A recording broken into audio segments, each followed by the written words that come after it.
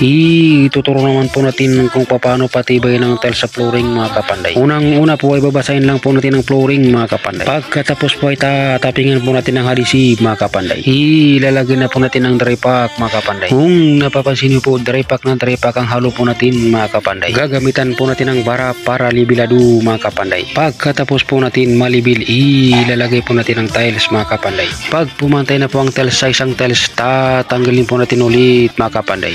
Pagkatapos po natin tanggalin, bubuhusan po natin ang malab na purong semento mga kapanday para siguradong siksik ang dry pack mga kapanday. Sa mga ganitong diskarte po ay hindi po ito basta-basta kakapak at angat mga kapanday. Ang video po na ito ay para lang po ito sa mga baguhan mga kapanday na nagsisimula pa lang sa mga ganitong gawain mga kapanday. Huwag lang po kayo bibitaw, siguradong marami kayong malalaman mga kapanday. Lahat ituturo po namin mga kapanday. Mapabakal, kahoy, simento, ituturo